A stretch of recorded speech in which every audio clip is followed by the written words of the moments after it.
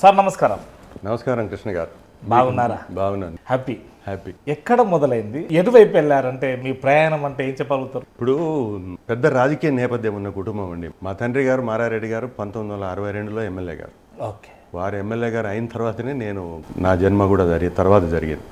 So వారు ఎమ్మెల్యేగా ఉన్నప్పుడే నేను ఫస్ట్ పుట్టినాను. తర్వాత మా ఫాదర్ సమితి ప్రెసిడెంట్ అయ్యారు 70లో. మళ్ళీ మా మదరు 4 పర్యాయాలు ఎమ్మెల్యేగా ఉన్నారు. మేము మొదటి నుంచి రాజశేఖర రెడ్డి గారితో సన్నిహిత సంబంధాల్లో ఉంటూ వచ్చినాం. దురదృష్టవశాత్తు రాజశేఖర రెడ్డి గారు మరణించాక జగన్ గారితో ఫెయిల్ అయినాం. 12 బై ఎలక్షన్లో చేసాం, 14 ఎలక్షన్ చేసాం, 19 ఎలక్షన్ చేసాం, 24 ఎలక్షన్ కూడా చేస్తున్నాం వారితో.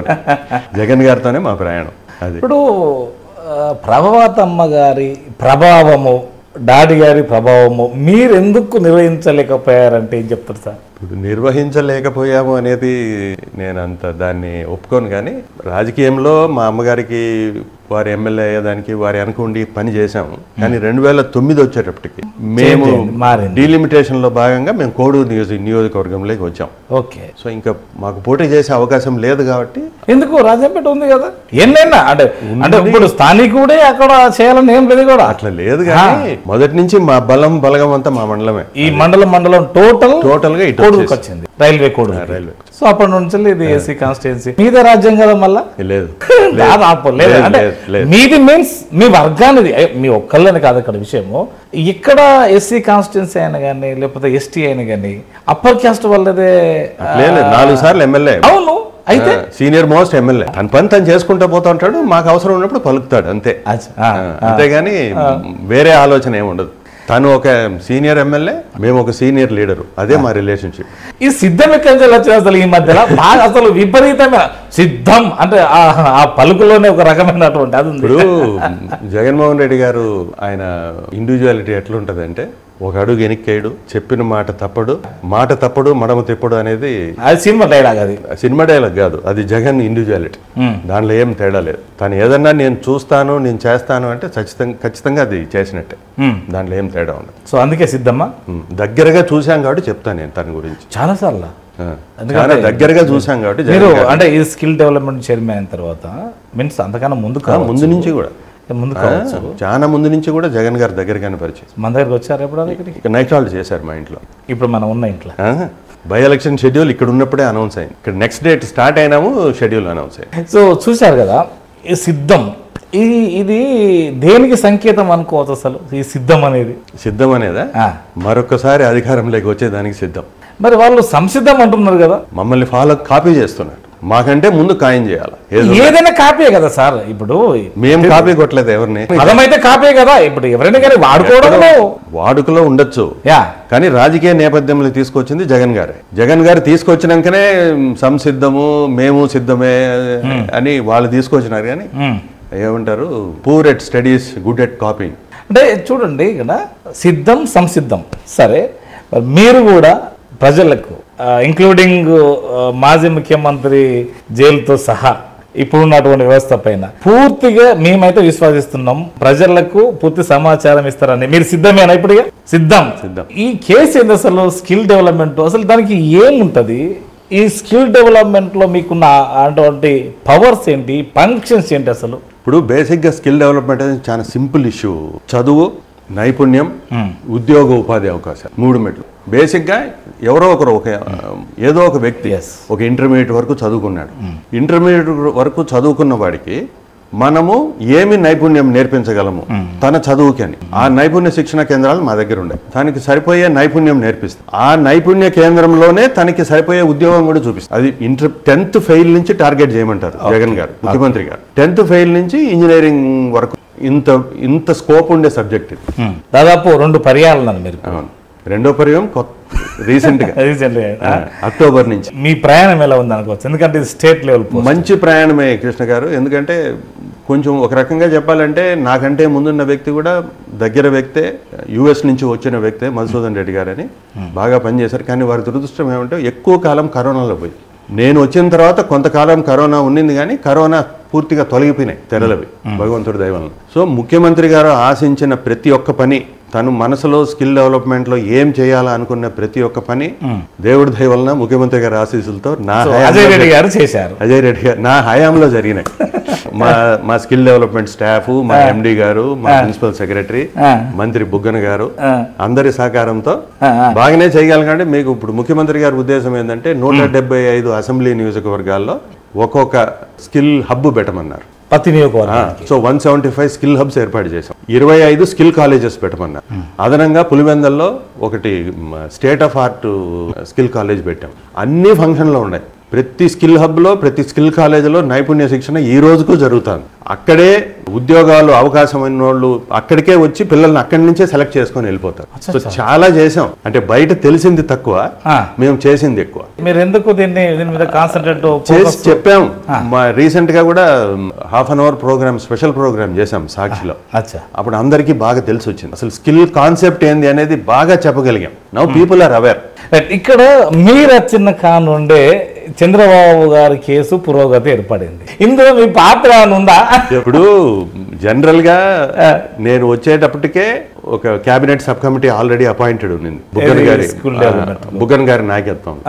ఫారెన్సిక్ ఆడిట్ ఆల్రెడీ వేసి ఉన్నారు. నేను వచ్చిన తర్వాత ఫారెన్సిక్ ఆడిట్ ను బోర్డులో పెట్టి అప్రూవ్ చేశాం.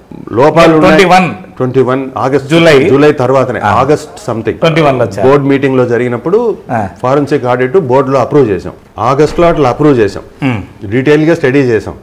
లోపాలు ఉన్నాయి అనేది సూత్రప్రాయంగా అవగాహన వచ్చింది. వచ్చిన తర్వాత డిసెంబర్ 21లో ఎఫ్ఐఆర్ ఫైల్ చేశాం. అంటే అప్పట్లో మాకున్న అవగాహన ప్రకారము ఎవరు తప్పు చేసినారు అనే వరకే ఒక ఎఫ్ఐఆర్ ఫైల్ చేశాం. అప్పటికి చంద్రబాబు గారి పేరు అప్పుడు లేదు. తర్వాత సిఐడి కేసు హ్యాండ్ ఓవర్ అయిన తర్వాత వాళ్ళ డీటెయిల్డ్ ఎంక్వైరీలో దాన్ని తీగ పట్టుకొని పోతా ఉన్నప్పుడు మొత్తం డొంక కదిలింది. ఇప్పుడు ఇక్కడ ఒక 4 అంశాలు ప్రధానంగా ప్రస్తావించారు. అది సరే, ఆ కేసులో ఉన్నటువంటి ఆంధ్రప్రదేశ్ రాష్ట్ర నైపుణ్య అభివృద్ధి స్కీము, ఆర్థిక మోసము, దర్యాప్తు, అరెస్టులు, రకరకాలు ఏం తేలిందనుకోవచ్చు ఇప్పుడు అసలు ఇప్పటి వరకు? ఇప్పుడు మీకు బ్రీఫ్గా సీమెన్స్ దాని గురించి చెప్పాలి. దాన్ని చెయ్యాలా అనుకునింది ప్రభుత్వము. కొంచెం అగ్రెసివ్గా పుష్ చేసినారు. ఫైల్స్ నడిపినారు, రకరకాల సెంటర్స్ పోయి చూసి వచ్చినారు. తర్వాత కొన్ని అబ్జెక్షన్స్ ముఖ్యమంత్రి గారు డీటెయిల్డ్గా శాసనసభలో చెప్పారు. నేను కొత్త విషయాలు ఏం చెప్పారు, శాసనసభలో చెప్పిన విషయాలు నేను కుదింపులో చెప్తున్నాను. కొన్ని అబ్జెక్షన్స్ రేజ్ అయినాయి. అబ్జెక్షన్స్ రేజ్ అయినా కానీ అత్యున్నత స్థాయిలో పుష్ చేసినారు చేయమని. ఇనిషియల్గా ఏం చెప్పినారు, జీవో ఏమొచ్చింది, 90% సీమెన్స్ పెడతాదని, 10% స్టేట్ గవర్నమెంట్ అన్నారు. ఎంఓయూలోకి వచ్చేటప్పటికి 90% అనేది చూపలా. ఒప్పందం కూడా సిమెన్స్ తో జరగల, డిజైన్ టెక్ తో జరిగింది. అంటే వీళ్ళు సిమెన్స్ తోనే ఒప్పందం చేసుకున్నటువంటి ఎంఓయూ వేరు, ఏది ట్రైపార్టైట్ అగ్రిమెంట్ అంటారు. గవర్నమెంట్ డిజైన్ టెక్ అని ఆ మాదిరి చేసినప్పుడు అది కూడా Pune వాళ్ళదేనా?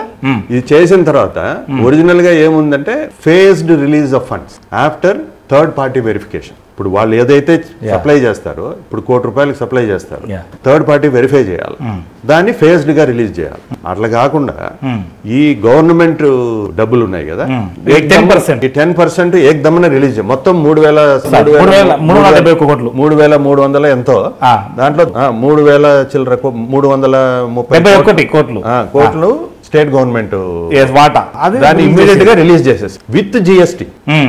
Mind you, with GST. అంటే వీళ్ళ వాటర్ ఏమో 370 కోట్లు, విత్ జిఎస్టీ అంటే 3,300 కోట్లు. మరి విత్ ట్యాక్స్ నేను చెప్పేది. అయితే 3,300 కోట్లు.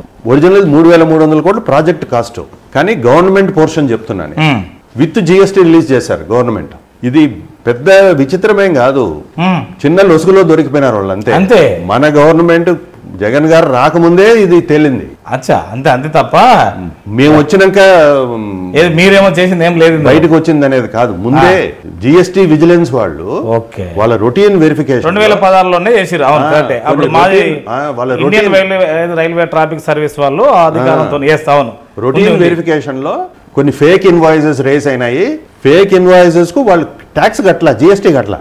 సో దాన్ని అక్కడి నుంచి తీసుకొని వస్తేనే ఇదంతా బయటకు వచ్చింది. లాస్ట్ ప్రీవియస్ గవర్నమెంట్ ఏం చేశారు, ఒక ఏసీబీ ఎంక్వైరీ ఒకటి ఆర్డర్ చేసేసి దాన్ని లోపల పెట్టేశారు అండర్ ది కార్పెట్. శాసనసభలో చెప్పారు, మంత్రి గారు చెప్పారు, జగన్ గారు చెప్పారు, జగన్ గారు చెప్పారు. ఇంకా దాని మీద జరిగింది. ఇప్పుడు ఒక 3 ఐఏఎస్లు కూడా అప్రూవర్ గా మారారు, అంటే వాంగ్మూలం ఇచ్చారు, రకరకాలు ఉంది. ఇంకా సబ్జుడీస్ అనేది సబ్జుడీస్ జరగని మనకి దాని సంగతి వద్దు. What is happening in court, let it happen in the court. మనం దాని జోలికి పోవద్దు, మనం మూలం చెప్తాం. ఈ డబ్బులో ఇంత సో అండ్ సో మనీ, ఇప్పుడు 3,300 కోట్ల ప్రాజెక్ట్ ని కేవలము ఒక అరౌండ్ 100 crores లో ప్రాజెక్ట్ ఇంప్లిమెంట్ చేశారు. అంత ఫ్యూ అంటే ఒక స్కామ్ ఎలా చేయాలనేది ఇది కేస్ స్టడీ. సీమెన్స్ అనేది స్కిల్ డెవలప్మెంట్ లో సీమెన్స్ స్కామ్ అనేది it is a case study. ఒక స్కామ్ ఎట్లా చేయాలనేది దీన్ని చదువుకుంటే మనం స్కామ్లు ఎట్లా చేయొచ్చు అనేది తెలుస్తుంది. అంత సీరియస్ స్కామ్, ఆషామాషి విషయం కాదు. అందుకే కదా అంటే బెయిల్ రాంది కూడా అందుకే కావచ్చు. ఎస్ అవును, అంటే నామినల్ గా బయటకు అవపడేది వేరు, లోపల అవపడేది వేరు అన్నట్టు ఇక్కడ.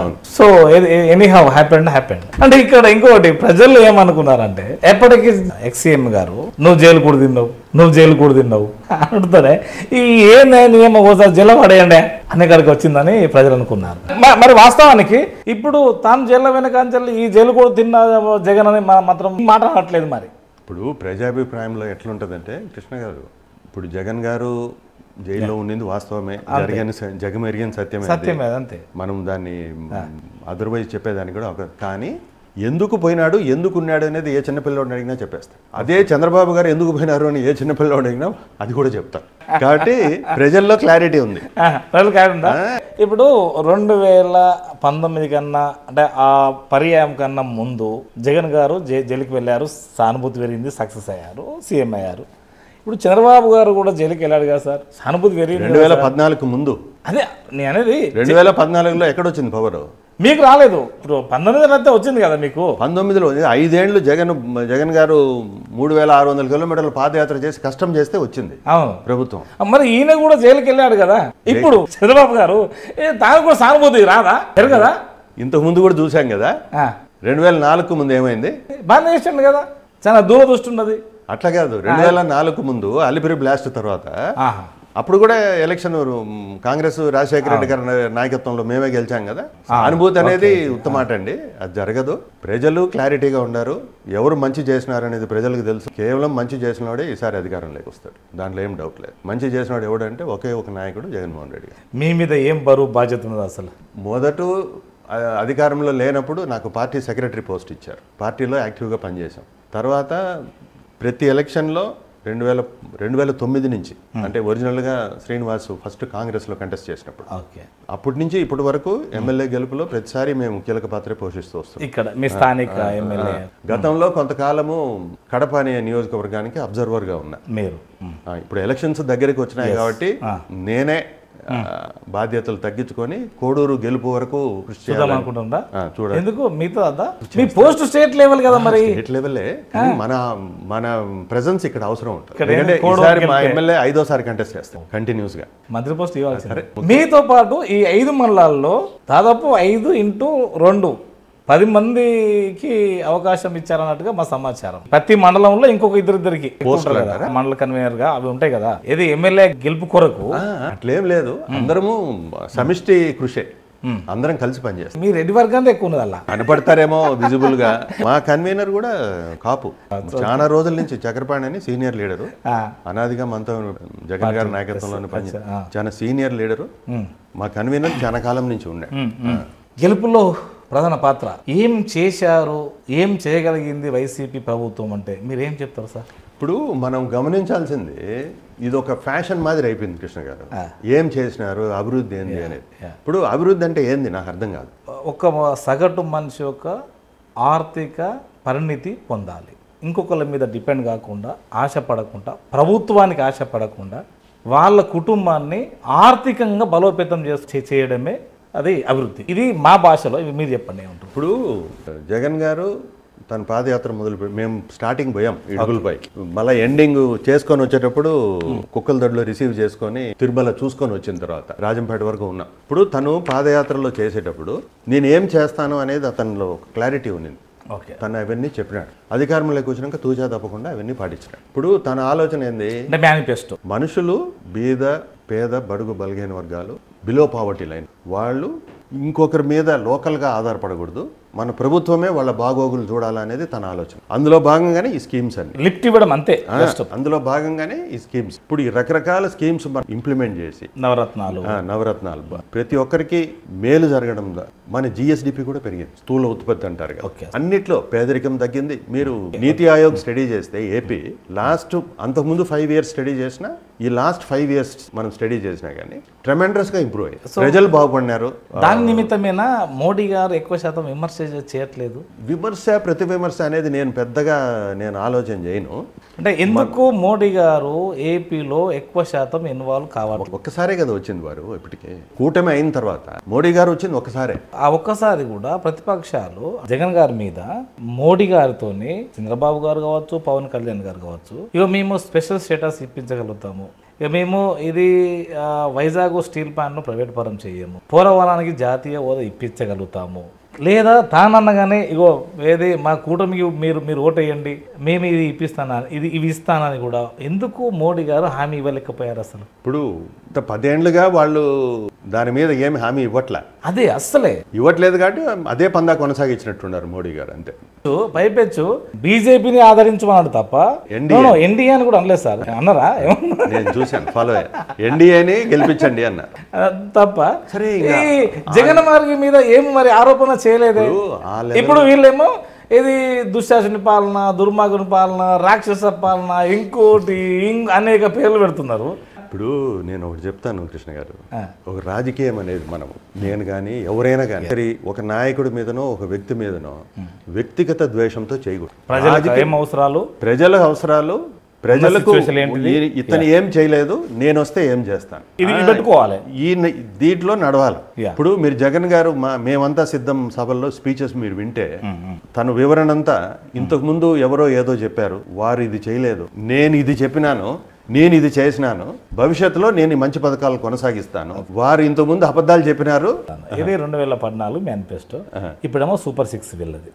అంటే ఇప్పుడు 2014 కన్నా ముందు దాదాపు వీళ్ళు అనేక అంశాల మీద కూడా స్వర్ణాన్ని నిర్మిద్దాము, తర్వాత ఇంకొకటి కూడా చూపెడతాను, ఇది మీ 2 పేజీలు అది, ఇది బీజేపీది కూడా, ఎందుకంటే ఇక్కడ లేదు కానీ మనం చూపించవలసిందే. ఎందుకంటే వాళ్ళు పోలవరంతో పాటు ఇక్కడ కుల వృత్తులను కానీ, స్కిల్ డెవలప్మెంట్ కానీ, ఇక్కడ పండుగలకు కానీ దాదాపు ఆల్ మ్యాటర్స్ ఇందులో ఉన్నాయి సార్.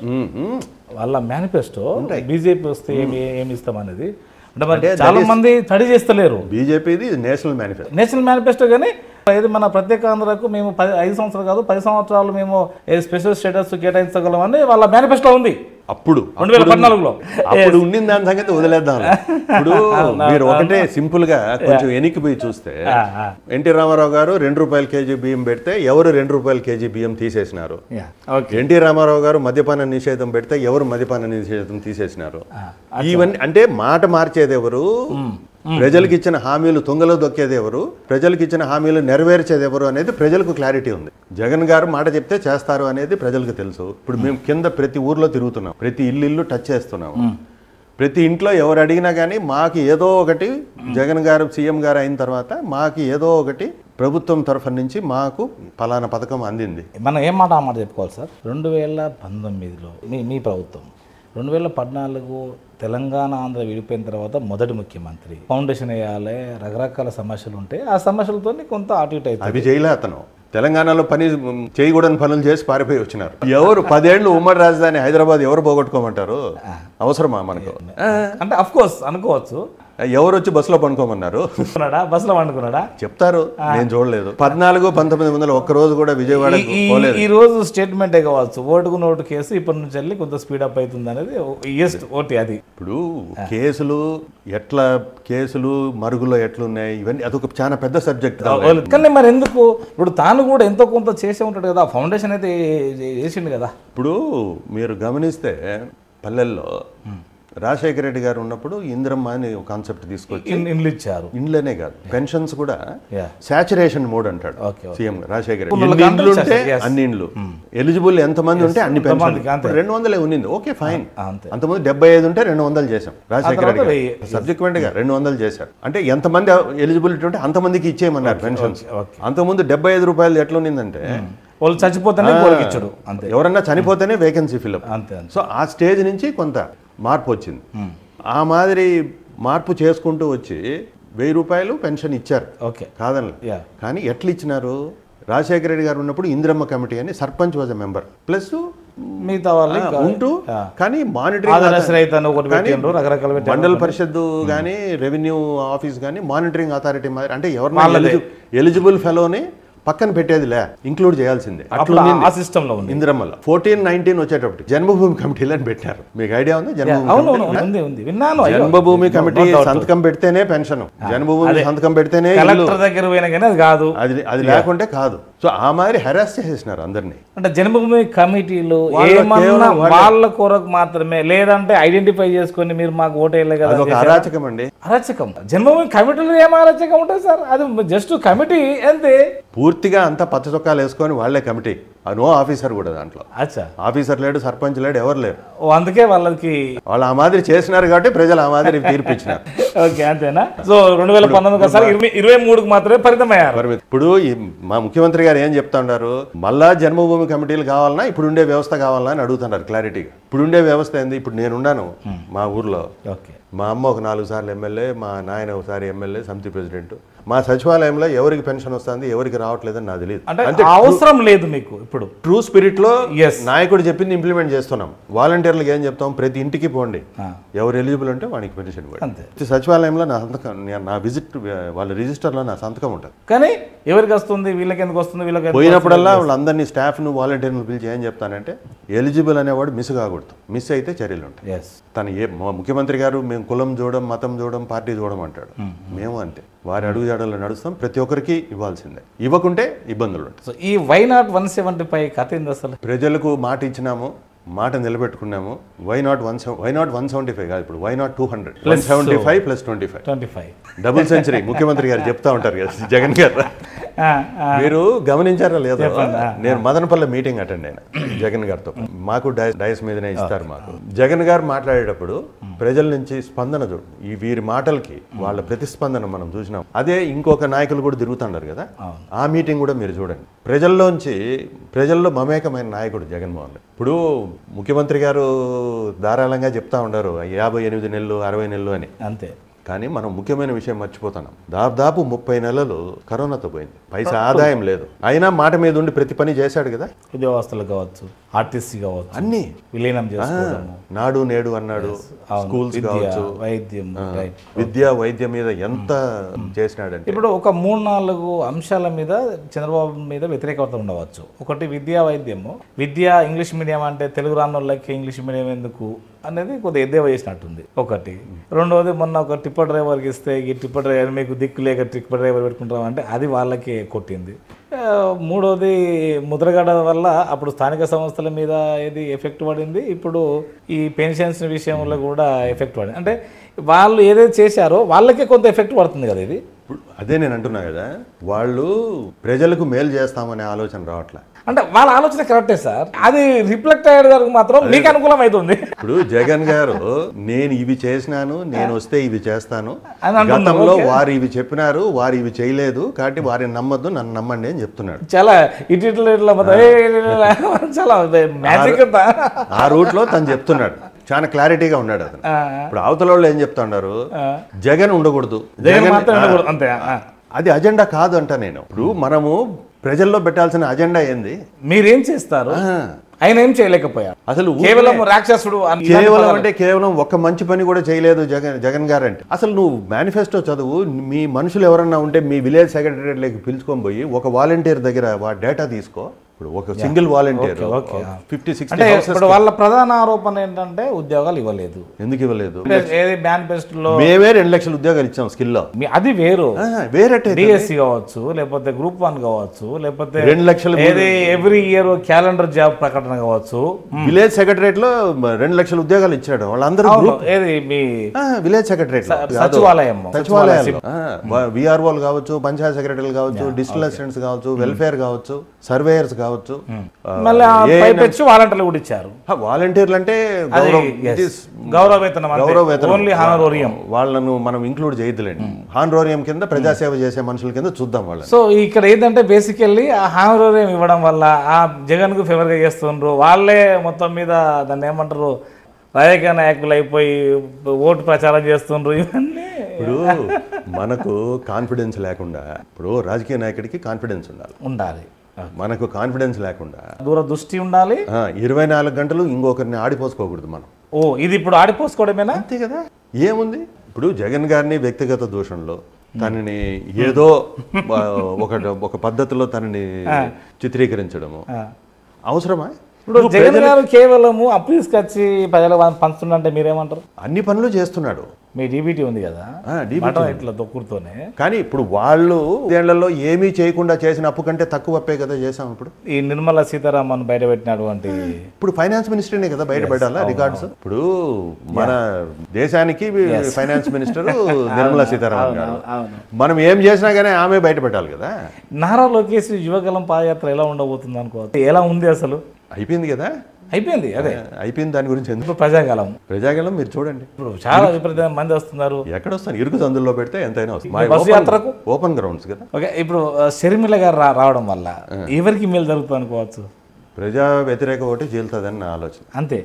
అంటే రాజశేఖర రెడ్డి గారు మరణానంతరం రాజశేఖర రెడ్డి కుటుంబం నుంచి జగన్మోహన్ రెడ్డి గారు ముందుకు వచ్చి ఒక పార్టీ పెట్టుకొని తను ముందుకు నడిచినాడు. ఓకే, రాజశేఖర రెడ్డి గారి మీద ప్రేమ, అభిమానము, రాజశేఖర రెడ్డి మీద ప్రతి ఒక్కడు నాలాంటి వాడితో సహా జగన్మోహన్ రెడ్డి గారిని ఓనప్ చేసుకున్నాం. ఓనప్ చేసుకున్నారు. అతను కూడా సింగిల్ గా వెళ్ళారు. టీడీపీ వారు సింగిల్ రాలేదు. జగన్మోహన్ రెడ్డి గారిని ఓనప్ చేసుకు. ఇప్పుడు ఇంకొకరు వచ్చి నేను ఆ బిడ్డను, నేను పలానా రాజశేఖర రెడ్డి బిడ్డను అన్నా గానీ ఓనప్ చేసుకునే స్థితిలో మేము లేము. కానీ తాను జైల్లో ఉన్నప్పుడు దాదాపు పర్యాలు ఎక్కువ తిరిగింది అయితే షర్మిల గారు. మేము వారిని ఆమెను ఏం అనట్లేదు, వారిని ఏమన్నా తప్పు పడినాను నేను? ఏం తప్పు పట్టిన? మేము ఆల్రెడీ ఓనప్ చేసుకున్నాము. ఇంకొకరిని ఓనప్ చేసుకునే స్టేజ్ లో మేము లేమంటున్నాం. వారిని ఎందుకంటాం? మేము అనం. మా రాజకీయ అక్కడ ఉన్నాము తెలంగాణ కోడలు, ఆంధ్ర ఆడపడుచు, ఇలా ఉండేసరికి తాను డైలామాలో పడినట్టు. మేము ఆల్రెడీ జగన్మోహన్ రెడ్డి గారిని ఓనప్ చేసుకున్నాము. రాజశేఖర రెడ్డి గారి బిడ్డలో జగన్మోహన్ రెడ్డి గారిని మేము ఓనప్ చేసుకున్నాము. మీ వైసీపీలో ఎందుకు రాజీనామాల పర్వం ఎక్కువైపోయింది అనుకోవచ్చు? అసలు ఎక్కడ ఉన్నాయి రాజీనామా పర్వాలు? అంటే సీటు ఇవ్వకపోవడం వల్ల, సీటు మార్చడం వల్ల. ఇప్పుడు 5 ఏళ్ళు ఎమ్మెల్యేగా ఉంటారు. కొందరికి సర్దుకోబోయే గుణం ఉంటుంది, కొంతమంది ఉండదు. ఇది సహజం రాజకీయాలలో. నా ఒపీనియన్లో అవి పెద్ద ప్రభావం చూపిస్తాయి అంటే నేను అనుకోను. అంటే ఒక ఎమ్మెల్యే మారినంత మాత్రాన ఒక 20,000 ఓట్లు 50,000 ఓట్లు పోతాయి అని మాత్రం ఏం ఇప్పుడు అట్లాంటి ఒకప్పుడు ఉండింది అది. ఆ స్టేజ్ ఇప్పుడు లేదు. ఎవరు పోయినా కానీ క్యాడర్ ఉంటుండ్రు రకరకాల. అంటే ఏంది ఇప్పుడు అలాంటప్పుడు అది పోయినా కానీ పోయినా అక్కడ మాత్రం మళ్ళీ ఏమైనా ఇస్తున్నారు ఆ సీటు తెలియదు. అయినా ఇప్పుడు ఇక్కడ ఇంకోటి కీలకమైన అంశం ఇది. 2 సంవత్సరాల ముందు నుండే ఏది మీరు ఇంటింటికి గడప గడప పొమ్మని చెప్పాడు. అయినా పోలేకనా, లేకపోతే పోయినా కానీ వీళ్ళ మీద ఏమైనా వ్యతిరేకతనా, లేకపోతే లోకల్లో ఏమన్నా వీళ్ళు కుమ్మకైరనే ఏంది అనుకోవచ్చు? ఇక్కడ ఏం లేదు. ఇప్పుడు జగన్మోహన్ రెడ్డి గారు వారికి విజన్ క్లియర్, తను ఏం చేస్తున్నాను అనేది తన క్లారిటీ ఉంటుంది. మీరు పోకపోతే మిమ్మల్ని మారుస్తా చెప్పినాడు అతను ఓపెన్గా. మీకు ఇబ్బంది ఉంది, మీరు కరెక్ట్ చేసుకోండి అని కూడా చెప్పినాడు. మరి ఇంకేంది, కరెక్ట్ చేసుకోని వాళ్ళను మార్చినాడు. It's very simple. బీసీ పార్టీగా పుట్టింది బీసీల కొరకు మాత్రమే అనేది టీడీపీ ఒకప్పుడు. ఇప్పుడు లేదా? మరి వైసీపీ ఉందా? సీట్లు చూడండి. ఇప్పుడు వైసీపీనా పక్క? మొన్న సభలో చెప్పాడు మీరు సీట్లు చూడండి, ఎంపీ ఎమ్మెల్యే సీట్లు చూడండి. ఎస్, అంటే ఒక ఎంపీపీకి లేదా జెడ్పీటీసీకి సీట్లు ఇవ్వడము, ఒక సాధారణ మీరన్న టిప్పర్ డ్రైవర్ కావచ్చు, అంటే ఎవరు మనం అనుకున్నది కాదు, చంద్రబాబు అన్నటువంటి టిప్పర్ డ్రైవరు. అంటే ఇట్లా వాళ్ళకం చూస్తుంటే అంటే ఎట్లా పోతున్నామో, ప్రజలకు దగ్గరలో పోతున్నామా లేదంటే ఇంకెలా అనుకోవచ్చు? ఇక్కడ ఇప్పుడు సాధికారిత అంటే ఏందో మనం ఫస్ట్ దానికి అర్థం తెలుసుకోవాలి. కొన్ని వర్గాలకి సాధికారత లేనప్పుడు వాళ్ళను ఒక పోస్ట్లో రాజకీయ సాధికార వాళ్ళని ఆ పోస్ట్లో కూర్చోబెడితే సాధికారత వస్తుంది. మీకు సింపుల్ ఎగ్జాంపుల్ చెప్తాను. తిరుపతి ఉంది. Tirupati mayor seat, big town Tirupati, temple town. OC lady, అందులో బీసీ లేడీ మేయర్. ఇప్పుడు అన్రిజర్వ్డ్ అట్లా ఇవ్వడం అనేది అది ఆషామాషా పని కాదు. ఇంతకు ముందు ఎవరు ఇచ్చుండరు. అంటే ఈ స్థానిక సంస్థల్లో మీరు అన్నట్టుగా దాదాపు ఆల్మోస్ట్ 50% మహిళలకు, మళ్ళీ అందులో కేటగిరీ వైజ్ కూడా కేటగిరీ స్థానిక సంస్థలనే కాదు, దేంట్లో అయినా. ఇప్పుడు ఫర్ ఎగ్జాంపుల్ విజయవాడ వెస్ట్ ముస్లింకి ఇచ్చారు, ఆసిఫ్ అని. కర్నూలు కూడా. సరే, మీరు అన్నట్టుగా ఇక్కడ బీసీలకి 52 కార్పొరేషన్స్ ఏర్పాటు చేశారు. దానికి ఒక చైర్మన్, డైరెక్టర్స్, 10 నెలల గౌరవ వేతనము, రకరకాలు ఇస్తుండే ఒకటి. 50% మేము ఫుల్ఫిల్ చేస్తామంటున్నారు. ఏ నాయకులైతే ఆయా మీటింగ్లలో కుల సంఘాల నాయకులు ప్రతి పార్టీ మనకు మోసం చేస్తున్నది, మన నిష్పత్తి 50% ఉండాలంటారు కదా, వారు ఇప్పుడు కలిసి వచ్చే అవకాశాలు ఉన్నాయనుకోవచ్చా? రాష్ట్ర స్థాయిలో కొందరు నాయకులు ఉంటారు, వారు మాట్లాడుతూనే ఉంటారు. కానీ కింద క్షేత్రస్థాయిలో లోకల్ నాయకత్వంతో రకరకాల అన్ని క్యాస్ట్లు మమేకమవుతాయి. ఆ ప్రభావం ఇక్కడ చూపదంట. నేను స్థానికంగా పైన మాట్లాడే మాటలు కింద చేసే పనులకు తేడా. కింద లోకల్గా ఎవరైతే పలుకుతారో నాయకుడు, ఇప్పుడు ఫర్ ఎగ్జాంపుల్ నేను నైట్ కూడా సెల్ ఫోన్ స్విచ్ ఆఫ్ చేయి. నైట్ నాకు ఎవరైనా 1కు ఫోన్ చేసినా మొదటి రింగుకు నిద్రలో ఉండి ఎత్తకపోయినా రెండో రింగుకి ఎత్తుతా. సో ఎవరికి పలుకుతారు? మనుషులు అందుబాటులో ఉన్నవాడికి పలుకుతారు. సో అయినా మీరంతా హైదరాబాద్లో పిల్లల కొరకు రకరకాలు, ఇక్కడ మాత్రం ఉంటారా ఇప్పటికీ? ఎవరో ఒకరు ఇక్కడ ఎవరో ఒకరు ఉంటాం. అయితే విజయ్ లేకపోతే 200% దానిలో ఏం డౌట్. అజయ్కి వెనకాల విజయ్, రేర్ గా ఇద్దరు ఉన్నాం. ఈ రోజు మాత్రం ఇద్దరు పడరు. మాకు లేదు, నేను ఉన్నప్పుడు తను ఊరికి పోతాడు, తను ఉన్నప్పుడు నేను అట్లా ఆల్టర్నేట్ చేస్తాను. Always available. ఎవరైనా చెప్తారు. ఇప్పుడు తక్షణ మీ యొక్క కర్తవ్యం మీ ఎమ్మెల్యేకి గెలిపించుకోవాలి. ఇప్పుడు జనరల్ గా ఎట్లుంటదంటే ప్రతి ఒక్కరు నాలాంటి వాళ్ళు ఒక కార్యకర్త నుంచి పైకి వచ్చిన వాళ్ళము. మీరు కార్యకర్తనా? ఎమ్మెల్యే వారసులు ఎంతన్నా కానీ కార్యకర్తే. మేము పార్టీలో లీడరే. ఆ పద్ధతిగా పనిచేస్తేనే మేము పైకి వస్తాం. ప్రతి నియోజకవర్గంలో 175 నియోజకవర్గంలో ప్రతి నియోజకవర్గంలో వాళ్ళ స్థాయిలో ప్రతి ఒక్కరూ కష్టపడితే వాళ్ళ ఎమ్మెల్యే గెలుస్తాడు, వాళ్ళ ఎంపీ గెలుస్తాడు, తద్వారా జగన్ ముఖ్యమంత్రి. ఆ సిస్టమ్ లో పనిచేస్తాను. సో అంటే మీకు తగిన గుర్తింపు వచ్చినట్టు ఇక్కడ ఇది ఇచ్చినా ఈకున్నా నేను ఇట్లే ఉంటాను. వాళ్ళ కుటుంబానికి మాకు ఉండే సన్నిహిత సంబంధాల్లో నేను అడిగి నాకు ఇచ్చిందేం కాదు, తను హ్యాండ్ పిక్ చేసి. డిపార్ట్మెంట్ కూడా సీఎం గారు సెలెక్ట్ చేసిన డిపార్ట్మెంటే. వారి ఇష్ట ప్రకారమే వారు. ఇది మామూలు కాదు కదా, దాదాపు క్యాబినెట్ హోదా ఇది. ఒకటి నేను ధైర్యంగా ఏం చెప్పగలనంటే, ముఖ్యమంత్రి గారు నా మీద నమ్మకం పెట్టిన దానివల్ల వారి నమ్మకాన్ని 0.01% కూడా బొమ్ము చేయకుండా, దాంతో పాటు ఇంకోటి కలగలుపుకొని 100% మాత్రం జరుగుదోలి మంచి పనులే చేశారు. ఫ్యామిలీ నాకు ఒకటే కొడుకు, బీటెక్ MBA చేసినాడు. ఇన్ఫోసిస్లో. మా తమ్ముడికి కొడుకు కూతురు, ఇద్దరు ఇంజనీరింగ్ అయింది, ఇద్దరు అసెంచర్లో పనిచేస్తారు. అమ్మ ఆరోగ్యం చూశారు కదా. చూసా. అజయ్ గారిది విజయ్ గారిది రాజకీయ భవిష్యత్తు ఎలా ఉండబోతుందంటే ఏం చెప్తారు సార్? మా నాయకుడి అభిష్టం మేరకు ఉంటుంది ఏదైనా కానీ. అంతే. ఇది కూడా 2 సార్లు మీరు అడగలేదు. మొదటిసారి అడగలేదు నేను, రెండోసారి ఏం అడుగుతుంది? మీ నినాదం ఏంటి ఇప్పుడు? ఓటు ఎలా అడగబోతుండ్రో మీ నాయకులకు లేదా మీ కార్యకర్తలకు లేదా మీ ఓటర్స్కు ఏం చెప్తున్నారు అసలు? ఇప్పుడు మేము ప్రజలు లేకపోయినప్పుడు మా నాయకుడు చెప్పే మాటే చెప్తాం. మేము మంచి చేసినాం, మీకు మంచి జరుగుంటే మాకు ఓటేయండి అని మా నాయకుడు చెప్తా ఉంటాడు. అదే మాట మేము చెప్తున్నాం. ఇది అసలు రేర్ గా ఎవరు ఎక్కువ చెప్పరు కదా. కానీ ఇందులోనే ఉంది ట్విస్ట్. అవును. ఇప్పుడు మేము ఆ మాట చెప్పగలుగుతున్నాం.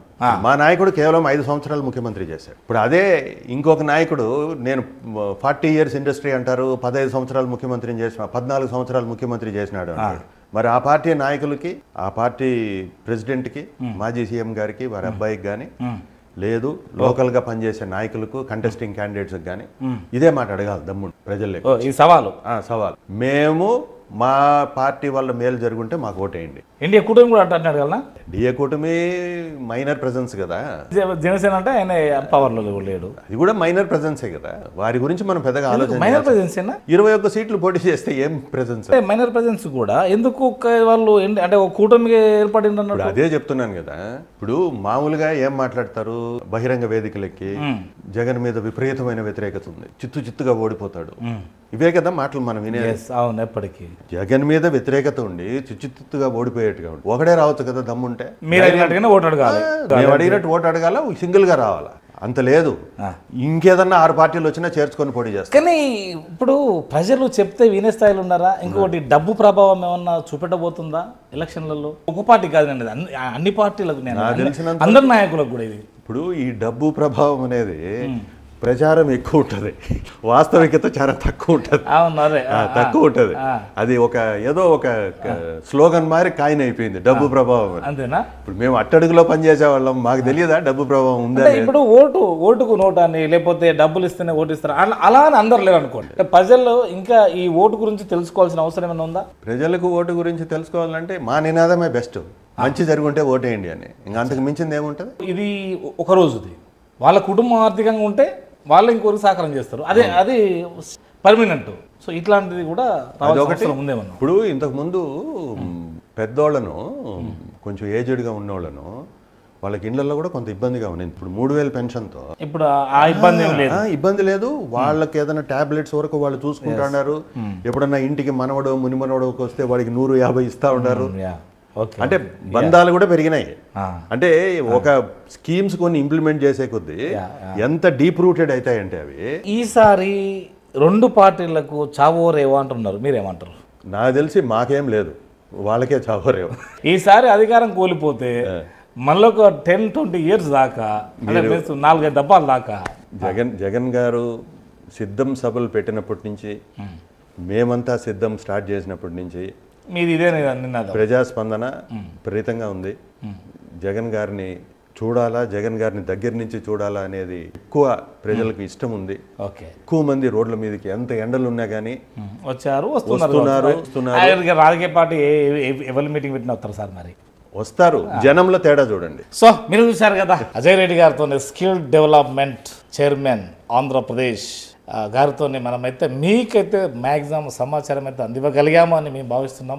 అట్ ద సేమ్ టైం నేను ఇందాక చెప్పినట్టుగా దీనికి చాలా తేడా ఉన్నది. 17 times ఆంధ్రప్రదేశ్ అంటే ఈ దేశంలో కానీ రాష్ట్రంలో కానీ ఎలక్షన్ జరిగిన ప్రతి ఎలక్షన్లో మీ తాతల పాత్ర ఉంది, మీ తన్నుల పాత్ర ఉంది, మీ పాత్ర ఉన్నది, మీ పిల్లల పాత్ర కూడా ఉండబోతుంది. మీ పిల్లల కొరకు కదా మీరు కూడా ఓటేసేది. కాబట్టి ఇది ఇప్పటికైనా కానీ వద్దు, ఇది శాశ్వతం. అంటే మీరు ఇంకొకరికి వేయడం ఇది జస్ట్ మనము ఆ ఒక్కరోజుకు మాత్రమే తీసుకోవడం. అంటే అలానే అందరికి నేను ఆపాదించలేను, అందరూ అలా ఉన్నారని అనలేను. కానీ చేంజ్ రావాలి, డిసైడ్ చేసుకునే నిర్ణయం వచ్చింది. ఎలక్షన్ దగ్గరికి వచ్చినాయి. ఇది చంద్రబాబు గారు కూడా ఎలా అనేది బ్రీఫ్గా జస్ట్ బాగా లోతు పోకుండా బ్రీఫ్ కూడా స్వార్థారం మీకైతే అందించగలిగాము. కామెంట్ రూపం మీరే తెలియాలి. ఇక్కడ ఉన్నటువంటి శ్రీనివాసులు గారితో కూడా మ్యాక్సిమం ప్రయత్నం చేస్తాను. At the same time opposite క్యాండిడేట్తో కూడా ఆల్రెడీ మార్చారు, అయినా నేను ప్రయత్నం అయితే చేసేస్తాను. నమస్కారం sir. Thank you very much మీకు.